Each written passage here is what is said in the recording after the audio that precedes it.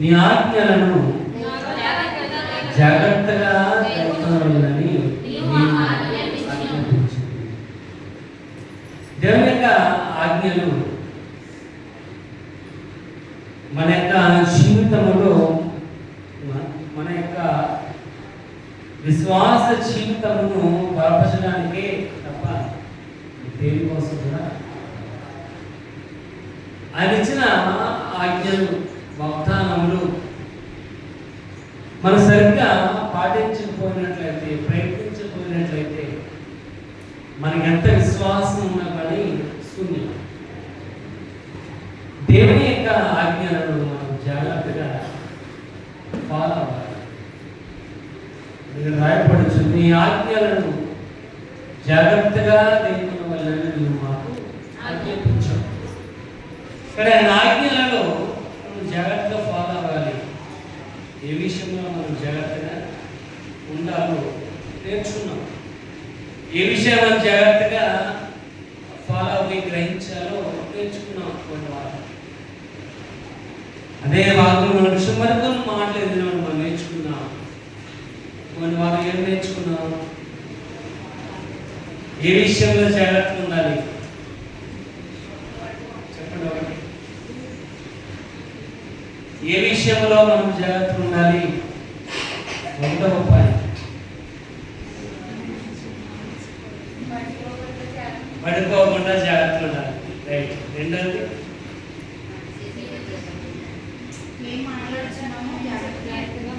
అది మూడోది ఎలాగా కష్టపడుచున్నామో జాగ్రత్తగా. కొన్ని వారు మనం నేర్చుకున్నాం పడుకోకుండా జాగ్రత్తగా ఉండాలి. మనం ఎలా కట్టబడుచున్నామో జాగ్రత్తగా ఉండాలి. మూడవది ఏ మిగుచున్నామో ఎలా మిగుచున్నామో జాగ్రత్తగా ఉండాలని నేర్చుకున్నాం. ఎందుకంటే ఆయన జాగ్రత్తగా మనం వాటిని కైకొనాలని మనం నేర్పడు.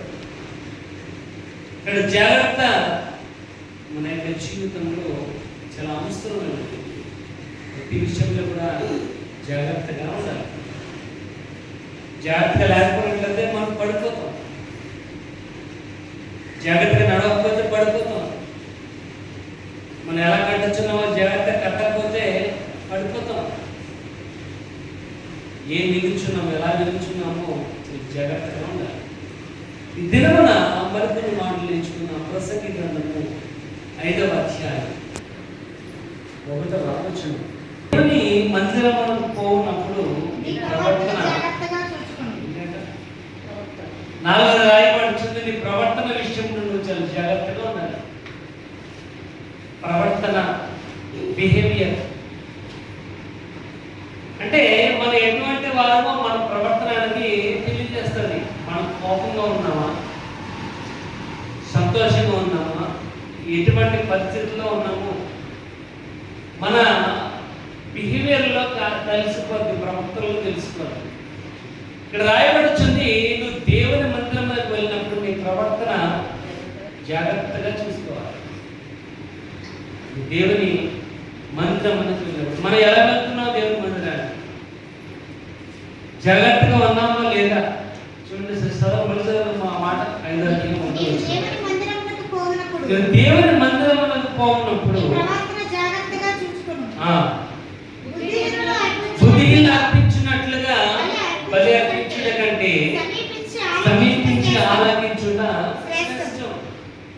అంటే బుద్ధిహీనులు అర్పించినట్లుగా మనం బలి అర్పించడం కాదు. కానీ ఎందుకంటే మన యొక్క జీవితంలో సౌఖ్యము, సంపద అనేది చాలా అవసరంగా చూస్తూ ఉంటాం. దానికోసము చాలా ప్రయాసాలు పడుతూ సౌఖ్యంగా ఉండాలి, సుఖంగా ఉండాలి, సంపద కలిగి ఉండాలి. దానికోసం ఏ బలైనా ఇవ్వడానికి మనం రెడీ. ఎవరిని వచ్చామా నీటిలో అప్పులు వాళ్ళని తిప్పుకోవాలంటే ఒక కోడిని మేకను బలివ్వాలమ్మంటే ఇక మారు మాట మాట్లాడకుండా ముందు భరించదు. ఇవ్వచ్చా ఇవ్వకూడదు అన్నది పక్కన పెట్టేస్తాం. ఇక్కడ రాయబడుతుంది బలర్పించుట కంటే ఎవరు బుద్ధిహీనులు బలర్పించుట కంటే సమీపించి ఆలకించుట. సమీపించి ఆలకించాలంటే దేవుని మందిరంలోనికి రావాలి. ఎక్కడికి ఇద్దరు కూర్చుంటే నామని స్థుతిస్తారో వారి మధ్య ఆయన ఉంటాడు. కనుక ఆయన మనం కూడి ఉండాలని దేవుని యొక్క మందిరము, దేవుని యొక్క మందిరంలో ఉండే ప్రవర్తన జాగ్రత్తగా.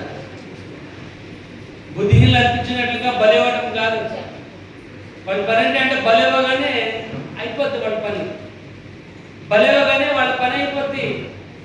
మళ్ళా వాళ్ళకి ఇబ్బంది వచ్చి బలి అర్పించే వరకు కూడా దాని గురించి వాళ్ళకి ఏ రకమైన ఆలోచన అనేది, జాగ్రత్త అనేది ఉంటుంది. కానీ ఇక్కడ దేవుని యొక్క వాక్య భాగం రాయబడింది, నీ ప్రవర్తన విషయంలో గురించి జాగ్రత్తగా ఉండాలి. ఎందుకు ప్రవర్తన విషయంలో జాగ్రత్త ఉండాలని చూడండి. సామెతల గ్రంథము 15వ అధ్యాయం చూద్దాం. సామెతలు 15వ అధ్యాయము 7-8 వచనాలు. యెహోవాకు హేయము, యథార్థవంతుల ప్రార్థన ఆయనకు ఆనందం. భక్తిహీనులు అర్పించే బలి ఆయనకు ఇష్టం లేదు. ఒకటి హేయము, రెండవది ఆనందం.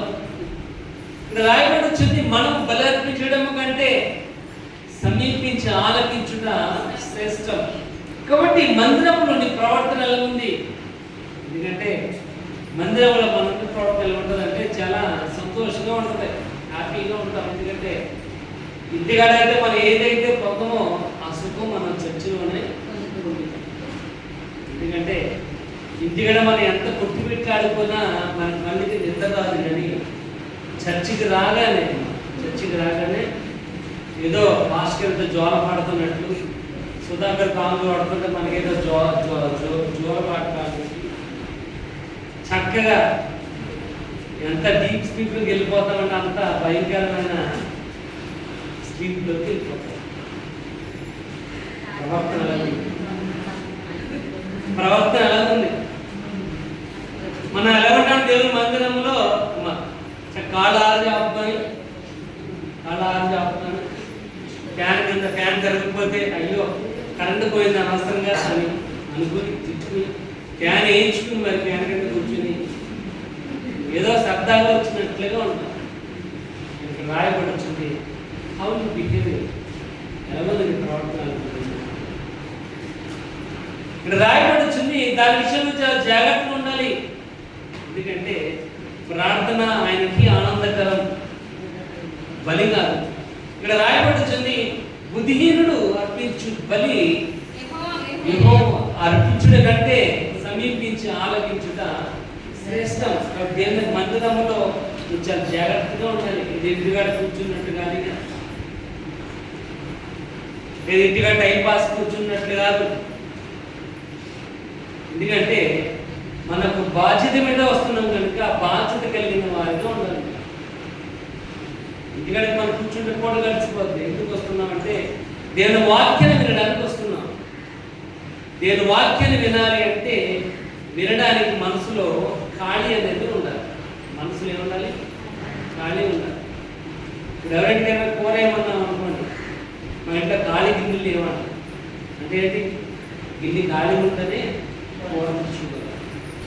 ఇక్కడ హృదయం ఏముండాలంటే ఖాళీగా ఉండాలి. ముందు దేవుని యొక్క వాక్యం వినడానికి సిద్ధపాటు కలిగినట్లుగా ఉండాలి. కానీ మనం ఎలా ఉంటామంటే ఆల్రెడీ మన హృదయం నిండా ఫుల్ అయిపోయి ప్రార్థన రాగానే ఏమొస్తుందంటే నిద్ర వచ్చేది. చూడు, మనం ఎప్పుడు తినవచ్చు 4 ఇడ్లీ కన్నా 5 ఇడ్లీ తిన్నాం అనుకోండి. ఇప్పుడు తినే 4 ఇడ్లీ లేదు, కానీ రోజు 1 ఇడ్లీ ఎగస్టుందని అమ్మ 1 ఇడ్లీ ఎగస్ట్ వేసింది. 5 ఇడ్లీ తినగానే ఇడ్లీ తినడానికి ఎక్స్ట్రా తిన్న ఇడ్లీ అడగొట్టుకోవడానికి మనం ఏం చేయాలి? ఆయాసపడాలి, ఇబ్బంది పడాలి, కష్టపడాలి ఆ ఇడ్లీ అడిగేదా. అలాగే మనం ఏం చేస్తున్నాం? ఆల్రెడీ మనం ఫిల్ అయిపోయి వస్తున్నాం కనుక విన్నటువంటి వాక్యం ఏమవుతుందంటే ఇంక లోపల వెళ్ళడానికి అవకాశము ఉండట్లే. ప్రవర్తన అలాగుంది. ఎందుకంటే దేవుని యొక్క వాక్యం సెలవిస్తుంది. చూడండి, 3వ అధ్యాయం 5వ వచనం చూద్దాం. నిర్గమ 3వ అధ్యాయం 5వ వచనం. అందుకు ఆయన దగ్గరకు రావద్దు, నీ పాదముల నుండి నీ చెప్పులు విడుగుము, నువ్వు నిలుచున్న స్థలము పరిశుద్ధమైన ప్రదేశం. అంటే నువ్వు నిలుచున్న స్థలము అక్కడ పొద కాలుతుంది కానీ పొద అంటుకుంటలేదు, కాలిపోతున్నట్టు కనపడుతుంది. మనం కాలుతుమ్మ అంటించగానే వెంటనే నిమిషంలో అది కాలిపోయి బూడిదగా ఆలిపోతుంది. ఒక చెట్టు ఒక పొదంటించగానే కంపంటించగానే అంటే కాలిపోయి ఆ గాలంతా అదంతా కూడా ఎగిరిపోయి ఇక్కడ 3 మిగులుతుంది అక్కడ. కానీ ఇక్కడ ఏమవుతుందంటే ఆ పొదలు మండుతుంది కానీ పొద కాలట్లేదు. కానీ ఏంటి ఇంత ఆశ్చర్యం అని వస్తున్నప్పుడు మోషే అంటున్నాడు, ఇది పరిశుద్ధమైన ఇది పరిశుద్ధ ప్రదేశం కనుక నువ్వేం చేయాలి, చెప్పులు విడిచి రావాలి. మర్యాద దేవుని యొక్క వాక్యడానికి మర్యాద కలిగిన వారు ఉంటారు.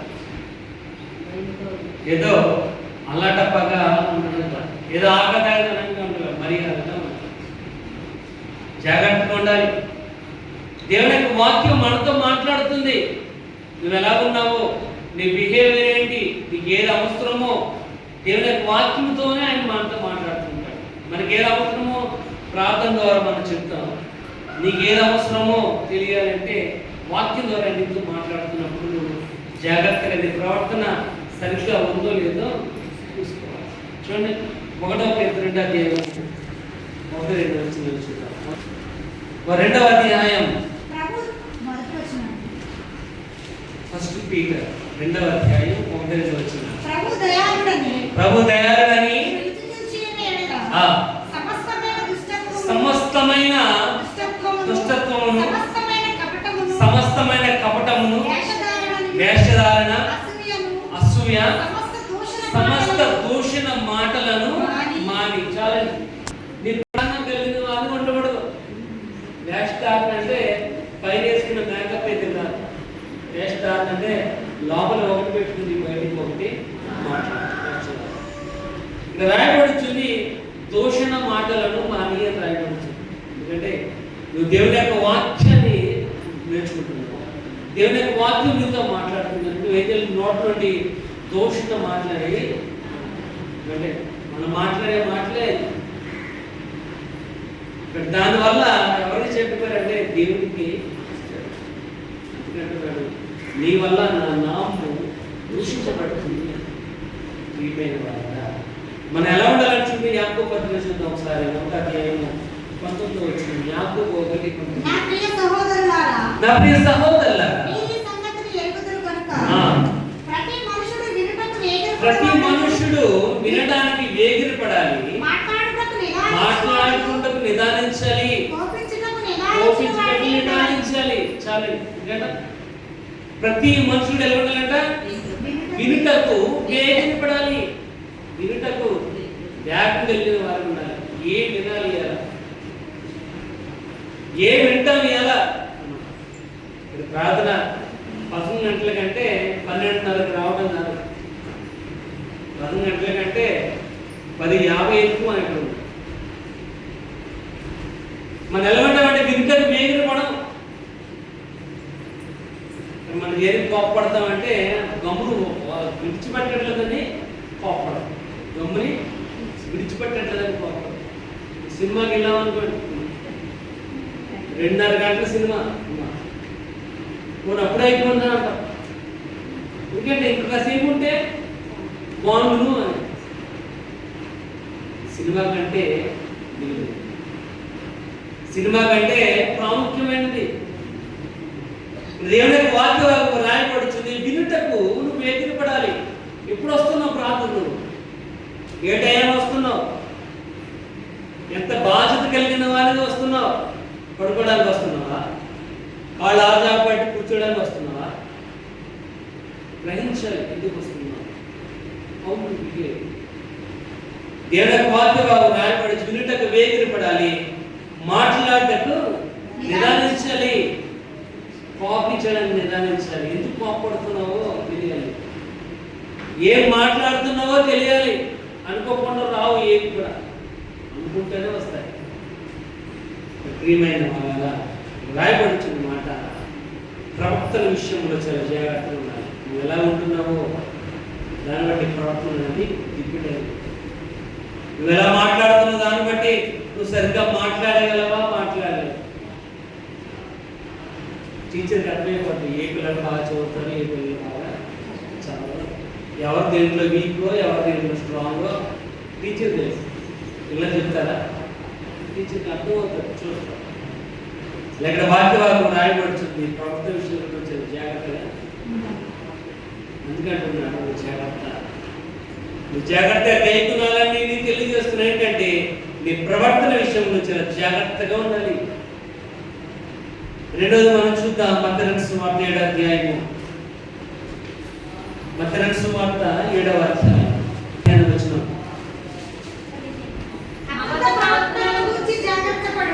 అబద్ధ ప్రవక్తల గురించి జాగ్రత్త పడుడి, వారు గొర్రెల చర్మమును వేసుకుని వద్దురు కానీ లోపల వారు క్రూరమైన.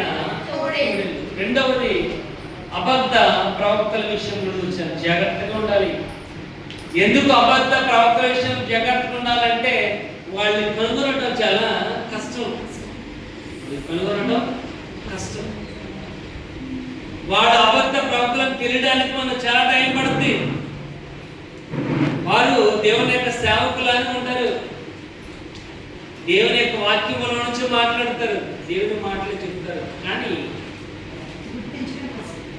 గుర్తించడం చాలా కష్టతరమైనది. కనుక రాయబడుచుని అబద్ధ ప్రవక్తల విషయంలో చాలా జాగ్రత్తగా ఉండాలి. ఎందుకంటే వారు ఏదైతే మనం నేర్చుకుంటున్నామో దాని గురించినే మాట్లాడతారు, కానీ దాంట్లో వారి భావం అనేది చిన్న అపస్కరణ చూద్దాం. అపస్కార్యాలు 20:29 చూద్దాం.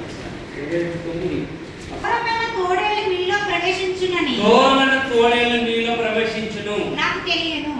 వారు మందను కనికరింపరు మరియు శిష్యులను తమ వెంట ఈడ్చుకుని పోవాలని వంకర మాటలు పలుకు మనుషులు మీలో బయలుదేరుదురు. వంకర మాటలు పలుకు మనుషులు రాయబడుతుంది. అబద్ధ బోధకులకి ఇంకో మాట ఏంటంటే వంకర మాటలు. ఎందుకంటే మనం ఎటువంటి వారు అంటే ఆ వంకర మాటలకే మనం ఫ్లాట్ అయిపోతూ ఉంటాం. ఆ వంకర మాటలనే మనం వింటూ ఉంటాం. ఆ వంకర మాటలకే మన మనసును అప్పగిస్తున్నాం. వంకర మాట దేవుని వాక్యవాదం రాయబడుతుంది. అబద్ధ ప్రవక్తల విషయంలో జాగ్రత్తగా ఉండాలి. ఎందుకంటే ఇక్కడ రాయబడుతుంది వారు క్రూరమైన తోడేళ్ళు, మేకల చర్మం కప్పుకొని గొర్రెల చర్మం కప్పుకొని వారు సాధువులా కనబడతారు, కానీ వారు మాట్లాడే మాటలు మాత్రము ఒక్కరు పట్టుకొని రాయబడుతున్న మాట. నేను వెళ్ళిన తర్వాత క్రూరమైన తోడేళ్ళు మీలో ప్రవేశించిన నాకు తెలియను, వారు మందను కనికరింపరు. మందిట్టిపోతే వాళ్ళకి అనవసరం. ఇక్కడ ఈ ఆన్సర్లో రాయబడుతుంది 10:12 వచ్చిన వాళ్ళ జీతగాడు ఎప్పుడు కూడా నిజమైన వాడు కాదు. వాడు డ్యూటీ చేసి వెళ్ళిపోతాడు. డ్యూటీ చేసి మన కూడా చూడండి, పల్లెకి వెళ్తారు, జీతగాడు కాదు కాబట్టి అది కూడా చేయండి. రేపు మొత్తంగా మళ్ళీ వస్తాం పని చేయడం. ఇక్కడ జీతగాడు ఎప్పుడు కూడా జీతగాడు మందని కనికరింపడు. శోధన రాగానే, ఇబ్బంది రాగానే వాడు ఏమైపోతాడంటే పారిపోతాడు. ఇక్కడ వాడు వంకర మాటలు ఏంటంటే అప్పటి వరకే.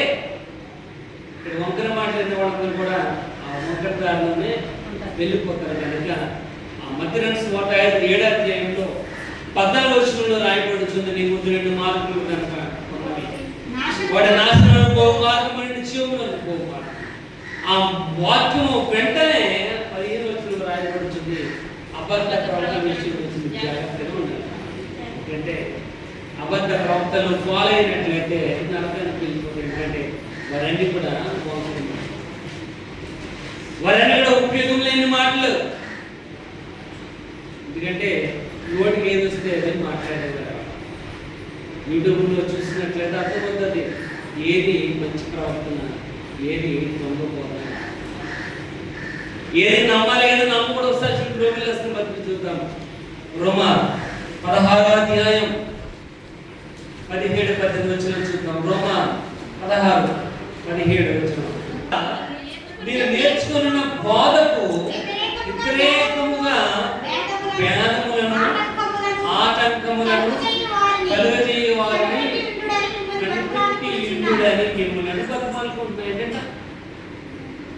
మీరు వింటున్న బోధను, మీరు నేర్చుకుంటున్న బోధకు వ్యతిరేకమైన బోధ. మీరు నేర్చుకుంటున్న బోధకు వ్యతిరేకమైన. ఏ వాక్యం వింటున్నావు ఆ వాక్యానికి జస్ట్ ఆపోజిట్, వ్యతిరేకమైన అర్థం. ఇక్కడ రాయబడుచున్నమాట, మీరు నేర్చుకుంటున్న వారు వ్యతిరేకముగా భేదములను ఆటంకములను కలుగు చేయవారు ఉన్నారు కనుక వారి విషయములను చాలా జాగ్రత్తగా ఉండాలి. ప్రార్థనకు వస్తున్నాం అనుకోండి, నేను చేస్తాను నాకంటారు. ఎందుకు చేస్తాను? వాళ్ళు రాదు మనల్ని, వాళ్ళ కళలో చేసే వాళ్ళని చేయలేదు. దేవుని పనికి వాళ్ళు సహకరించే వాళ్ళకి అడ్డుగా ఉంటారు. వాళ్ళందరూ కూడా వంకర మాటలు మాట్లాడేవాళ్ళు, అబద్ధ ప్రవర్తన. వాళ్ళని కనిపెట్టవలసిన బాధ్యత మాత్రం నీ మీద ఉంది.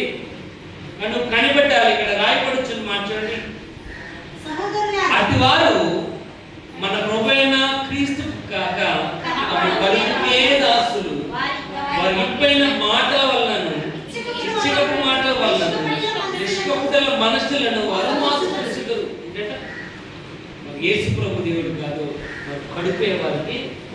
కడుపు కోసం ఏదో 4 మాటలు చెప్తాడు నీకు, అదే మాటలు నిజమని ఉంటాయి.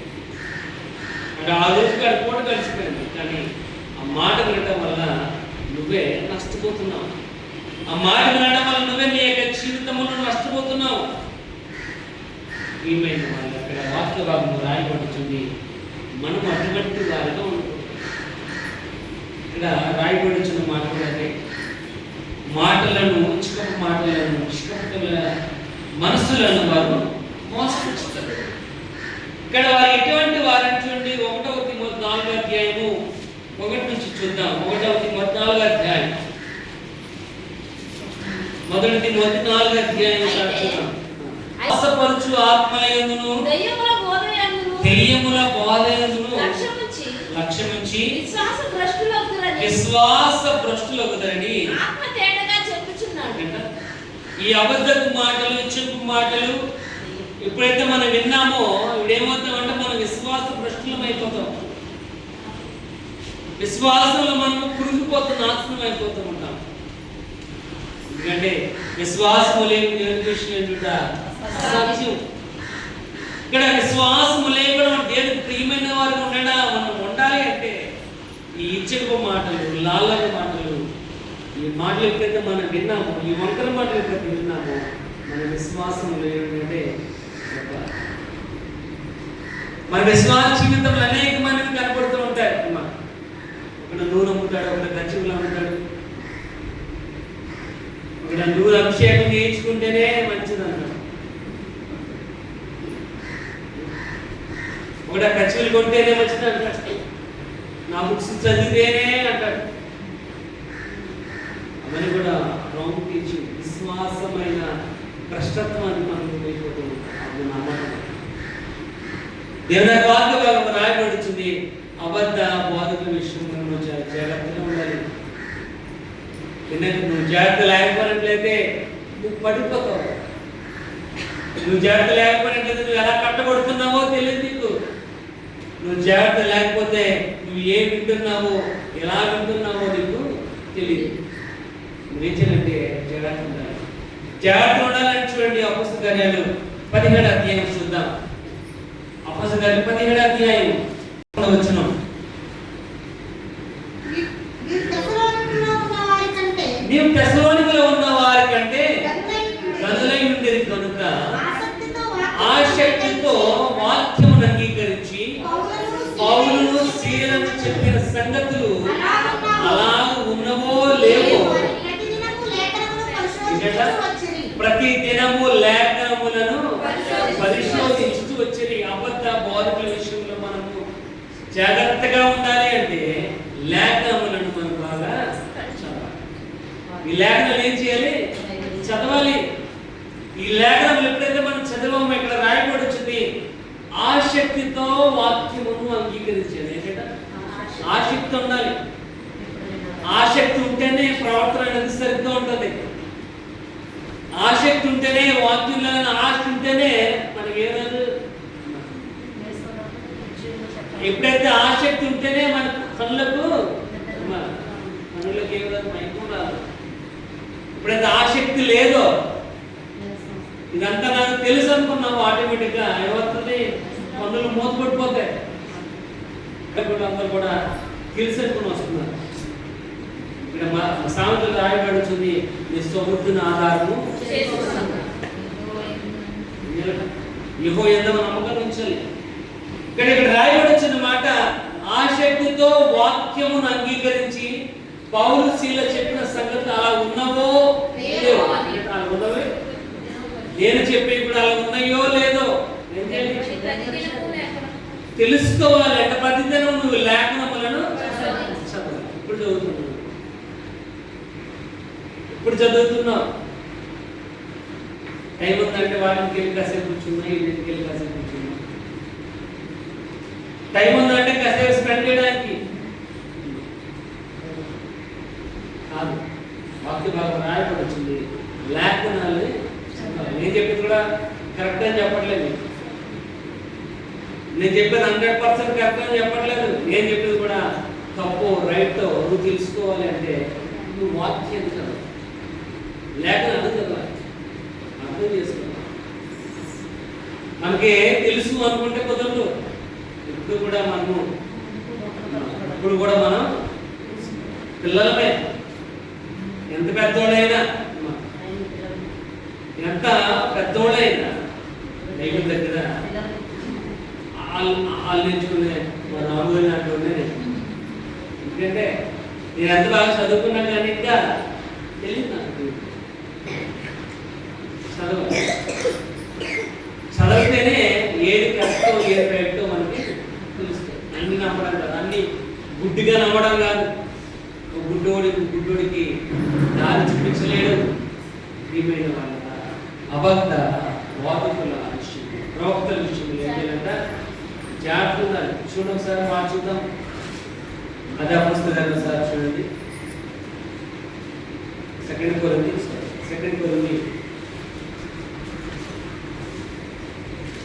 11వ అధ్యాయం, 2 కొరింథీ 11వ అధ్యాయం 13వ వచనం.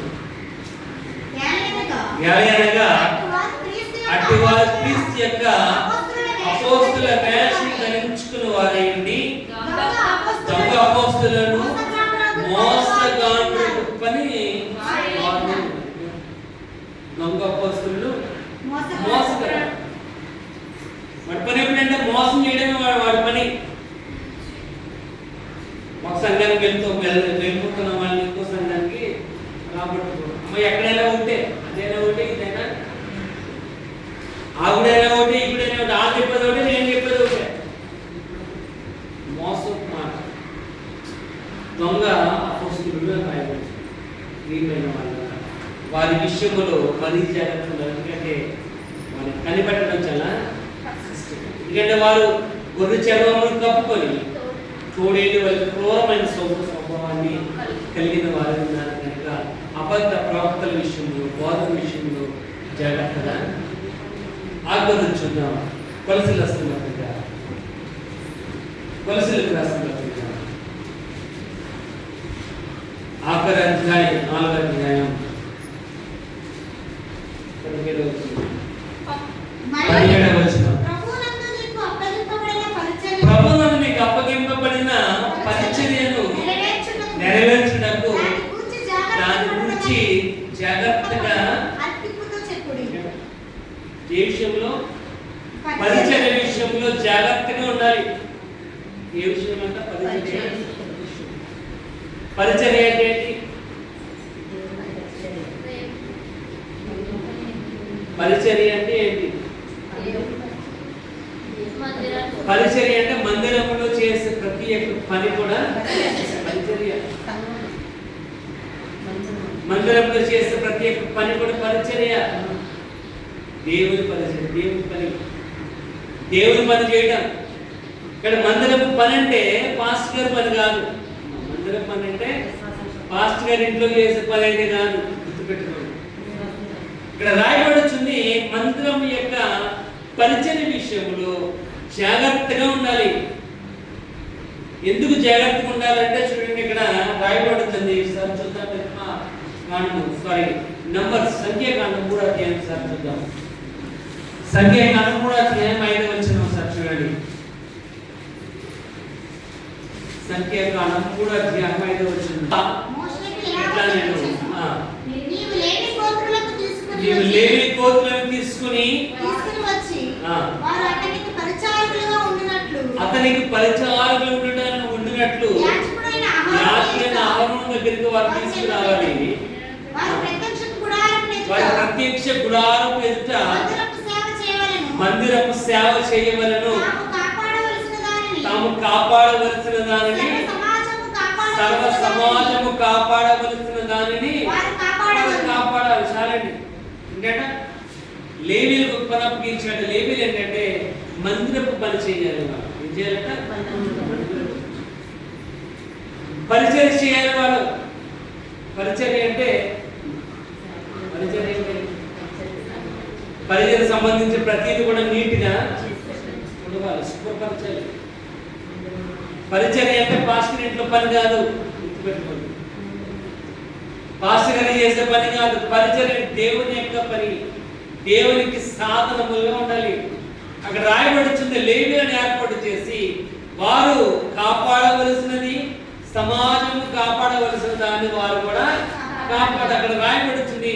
ఉపకరణములను రాయబడుతుంది కింద మాటలో. ఉపకరణములు అంటే ఏంటి? అంటే మందిరములో వాడే వస్తువులు దాని అర్థం ఏంటంటే మందిరములో వాడే. ఇప్పుడు మన చర్చిలో ఉన్నాయి మందిరములకు ఉపకరణములు ఏంటి? కుర్చీలని, బెంచీలని, బల్లలని. ఏం చేయాలి? ఎవరు శుభ్రం చేయాలి? ఎవరు శుభ్రం చేయాలి? మనం ఎవరికి అపాయింట్ చేయలేదు, ఎవరికి డ్యూటీ చేయలేదు, మనమే చేసుకోవాలి. మందిరం యొక్క పరిచర్య చేయాలి. మందిరం యొక్క పరిచర్య ఏమైనా వాళ్ళ వాక్య భాగం రాయబడచ్చు. మందిరం యొక్క పరిచర్య విషయంలో జాగ్రత్తగా ఉండాలి. కుర్చీలు మనమే సర్దుకోవాలి. కూర్చున్నాక మనమే, నువ్వు కూర్చున్న కుర్చీ కూడా నువ్వు సర్దుకో. ఎటువంటి వారంటే మనం కూర్చున్న కుర్చీ కూడా మనం తీసి పక్కకెట్టం, వెళ్ళిపోతాం. లేదు ఎవరు సర్దుతాడు? నీ జాగ్రత్త, నీ పనేది. ఇక్కడ రాయబడుతుంది మందిరం యొక్క విషయములలో లేవీయులకు పని ఏంటంటే పరిచర్య చేయాలి. మందిరం యొక్క ఉపకరణాలు జాగ్రత్తగా కాపాడాలి. మందిరం యొక్క పనిలో సమస్త కూడా వారిదే బాధ్యత అని ఉండాలి. లుకన్స్ 2వ 47 కనబడుతుంది. ఆశ్చర్య గోత్రుడు పెరిగేరు కుమార్తె కనబడుతుంది. 105 సంవత్సరాలు దేవుని మందిరంలో రేయి పగళ్ళు ఉపవాస ప్రార్థనలు చేయొచ్చు. నా యొక్క విమోచకుడి కోసం ఎదురు చూస్తూనే ఉంది మందిరంలో. అంత అవసరం ఏంటి? దేవుని వాక్యం వాళ్ళు రాయబడి జాగ్రత్త జాగ్రత్తలు. మందిరం యొక్క పని విషయంలో జాగ్రత్త ఉండాలి. పరిచర్య విషయంలో దేవుని యొక్క పని విషయంలో చూడండి. అపొస్తలులు చూద్దాం 9వ అధ్యాయం. అపొస్తలులు 9వ అధ్యాయం సార్ చూద్దాం. 15వ వచనం. అన్ని జనుల ఎదుటను రాజుల ఎదుటను ఇశ్రాయేలు ఎదుటను నా నామమును భరించుటకు ఇతడు నేను ఏర్పరచుకొనిన సాధనము. పుట్టులో రాయబడుతుంది పాత్ర. సాధనం అంటే మన దేవుని యొక్క పరిచర్యలో ఎలా ఉండాలంటే పాత్రగా ఉండాలి. అంటే ఈ పని నాది అన్నట్టు ఉండాలి. పాత్ర అంటే ఒడిలో మీటింగ్ పెట్టినట్ట. మీటింగ్ పెడితే అందరూ వెళ్ళిపోయారంట, ఒక్కడు మాత్రం ఉండాలి. వెళ్ళిపోయారు ఒక్కడే. అదేంటో బాబు అందరూ వెళ్ళిపోయి ఒక్కడికి వెళ్ళదంటే ఫాస్ట్ గారండి మీరు నుంచున్న మీరు నిలబడ్డ చాప మాత్రం ఇచ్చేది వెళ్ళిపోవాలనుకుంటున్నాను. అలా ఉండకూడదు. అలా ఉండకుంటే వస్తువు నాదంటే మనం వెళ్ళమంటాం. ఆ కుర్చీ నీదమ్మా అన్నాం అనుకోండి, ఆ కుర్చీకి ఎవరు చేయనప్పుడు దాన్ని తీయదాం. అన్ని కుర్చీలు నీకే, నీ కూర్చునే కుర్చీ కూడా నీకు కాదు. మనం ఏమంటామంటే ఇక్కడ ఈ స్థానం నాది అమ్మా, ఈ స్థానం కూర్చున్న ప్లేస్ నాది. మనకి గేర్ తీసేస్తే ఎవరు కూర్చున్నామో దాంట్లో నీకు మూల రాసిచ్చాలో నేను కొనుక్కున్నాను. వాక్య భాగం రాయబడుతుంది మందిరం విషయం రాయబడుతుంది మాట లేవిని ఏర్పాటు చేయి, పరిచర్య వాళ్ళు చేయాలి, మందిరం ఉపకరణాలు వాళ్ళు శుభ్రం చేయాలి, వాళ్ళ మోసుకెళ్ళాలి, వాళ్ళే కాపాడాలి. దాన్ని ఎక్కడ నీ పరిచర్య? బ్యాటరీ ఆగిపోతే మళ్ళీ పాస్టర్ వచ్చి బ్యాటరీ వేయించుకున్నది అక్కడ ఆ గడియారం సంగతి చూద్దాం. అయ్యో అయిపోతుంది అనుకుంటున్నా ఇవాళ మళ్ళీ వారం అనుకోండి ఆగిపోతుంది అనుకోండి, మళ్ళీ వారం అనుకోండి ఆగిపోతుంది. ఈ మధ్యలో ఒకసారి నా బ్యాటరీ కొనుక్కోతాం, అందులో కూతుంది ఆ బ్యాటరీ వెళ్ళిపోతుంది. ఇక్కడ నీ పరిచయం ఎలా జాగ్రత్తగా ఉంటుంది మందిరం దేవుని యొక్క వాక్య రాయడం చూడండి. 1 తిమోతి 4:7 సార్ చూద్దాం. 1 తిమోతి 4:7 అమ్మా అపవిత్రమైన రాయబడుతుంది. ఏంటంటే అపవిత్రమైనది ఏంటిది అమ్మా? చిట్ చాటింగ్, ముసలమ్మ తీరుబడిగా కూర్చుని ఏ పని లేకపోతే మాట్లాడుతున్న మాటలుగా. దేవుని యొక్క పరిచయం చాలా జాగ్రత్తగా ఉండాలి. నాది అన్నట్టు బాధ్యతగా ఉండాలి. మనం ఎలాగుంటామంటే నాది కాదు, ఎవడొకడు ఉన్నాడు తీర్థగా, ఎవరు తీరు ఎవరు కాదు, నీది కాదు. కానీ మందిరం యొక్క పరిచయం విషయంలో చాలా జాగ్రత్తగా ఉండాలి. ఒకసారి చూడండి, 1 కొరింథీ 4:2 1 కొరింథీ 4:2 నిర్వాహకత్వంలో ప్రతివాడును నమ్మకమైన వాడే ఇండుట ఆవశ్యం. ఏంటంటే ప్రతి రాయబడిన గృహ నిర్వాహకులలో ప్రతి వాడు నమ్మకం ఉండడం ఆవశ్యం. గృహములో దేవుని యొక్క మందిరములో ప్రతి వాడు కూడా ఎలా ఉండాలంట? నమ్మకంగా ఉండటము ఆవశ్యము, ముఖ్యమైనది. నమ్మకంగా ఉండాలి. కూర్చుని వెళ్ళిపోవడం కాదు. నువ్వు వెళ్ళిపోతున్న కుర్చీని జాగ్రత్త పెట్టవలసిన బాధ్యత నువ్వు ముందు రావాలి, చూడవాలి, అన్ని శుభ్రం చేయాలి. మనం ఎవరిని పెట్టలే, పరిచయం చేయడానికి ఎవరు కూడా మనం పెట్టలేదు. కాబట్టి మందిరం యొక్క పరిచయ విషయంలో జాగ్రత్త. గృహ నిర్వహణ విషయంలో ప్రతి వాడు కూడా నమ్మకముగా ఉండాలి. మనకున్న యొక్క అపోహ ఏంటంటే మనం ఈ పని చేయకూడదు, ఆ పని చేయకూడదు, మనం ఈ పని చేయాలి, ఆ పని చేయకూడదు అని రకరకాలైన మనస్పర్ధలు, రకరకాలైన ఆలోచన కలిగిన వారిలో ఉంటారు. దేవుని పనులు చేయడానికి వెనకడుగు వేస్తూ ఉంటాం. దేవుని పనిలో మనం ముందుకు ఉన్నాం. ఎందుకంటే ఇప్పుడు కూడా స్టెప్ వెనకాల ఉంటాం. వెనకాల ఉండడానికి మనం అలవాటు పడిపోయాం. కానీ దేవుని వాక్యం రాయబడుతుంది. మందిరం యొక్క పరిచయ విషయంలో నువ్వు ఎలా ఉన్నావు? ఎందుకంటే గృహ నిర్వహణ విషయం ప్రతి వాడు కూడా నమ్మకం ఉండడానికి ప్రయత్నించాలి. దేవుని వాక్యం చెప్పడానికి, దేవుని స్తుతించడానికి, దేవుని కనపరచడానికి, దేవుని యొక్క ఆరాధనలో పాల్గొనడానికి, ప్రతి విషయంలో మొదట నేనుండాలి అనే ఆలోచన కలిగిన వారు ఉండాలి. జాగ్రత్త, ప్రవర్తన విషయంలో జాగ్రత్త ఉండాలి. అబద్ధ ప్రవర్తన విషయంలో జాగ్రత్త ఉండాలి. మూడవది చేసే పరిచయ విషయం, చేసే ప్రార్థన విషయం, మందిరంలో గడిపే ప్రతి క్షణం కూడా ఎలా ఉండాలి? నువ్వు చాలా జాగ్రత్తగా ఉండడానికి ప్రయత్నం చేయాలి. ఎందుకంటున్నాడు నువ్వు జాగ్రత్త ఉండాలని ఆయన నీకు ఆజ్ఞలను ఇచ్చాడు. నువ్వు జాగ్రత్త కైకొనాలని, వాటన్నిటి కూడా నేర్చుకుని నీ యొక్క జీవితమును మార్చుకోవాలని, నీ యొక్క హృదయమును మార్చుకోవడం కాదు. నువ్వే దేవుని కోసం సార్థకంగా చేయబడాలి. అందుకే 12వ అధ్యాయం రాయబడింది. చదవండి, 1-2 వచనాలు. రోమా 12.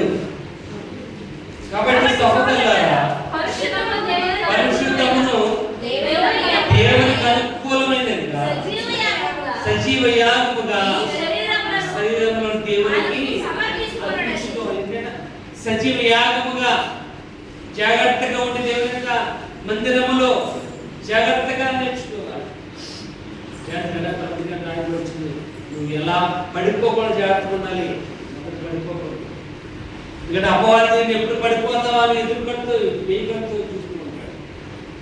పడిపోకుండా ఎలా కట్టబడుతున్నావో, ఏ వింటున్నావో, నీ ప్రవర్తన ఎలా ఉందో, అబద్ధ ప్రవర్తన విషయంలో ఎలా ఉంటున్నావో, పరిచయం